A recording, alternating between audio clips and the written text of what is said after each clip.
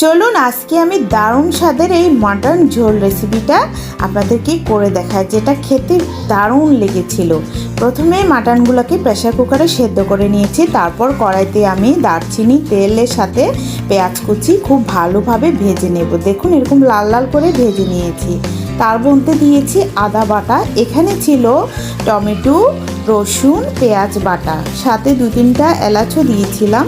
এই মশলাটা খুব ভালোভাবে আমি ভেজে নেব। দেখুন কি সুন্দর উপরে তেল আসছে। তেল আসার পরে আমি দেব এখানে স্বাদ মতো হলুদ গুঁড়ো, মরিচ গুঁড়ো, লবণ, ধনিয়া জিরা গুঁড়ো।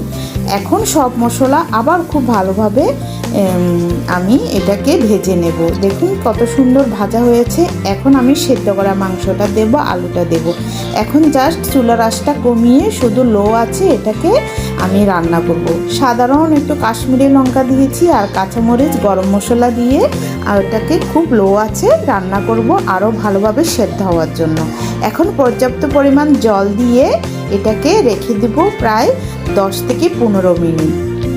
10-15 মিনিট পরে আমি এটাকে মাঝে মধ্যে নেড়ে চেড়ে দেবো যেন তলাতে না লেগে যায়। আগে থেকে যেহেতু মাংসটা আমি সেদ্ধ করে নিয়েছি, এখন সেদ্ধ করতে বেশিক্ষণ লাগবে না, জাস্ট ঝোলটা ঘন হলেই আমি নামিয়ে নেব। দেখুন দেখতে যেমন দারুণ হয়েছে, খেতেও কিন্তু দারুণ হয়েছে। সবসময় যে তেল মশলা অতিরিক্ত দিয়ে মাংস খেতে হবে তেমন কিছু না, এটাও কিন্তু দারুণ হয়েছিল। মাঝে মধ্যে সাদা ভাতের সাথে এই রেসিপি কিন্তু দারুণ লাগে। তো বন্ধুরা, আপনাদের কেমন লেগেছে অবশ্যই কমেন্ট করে জানাবেন।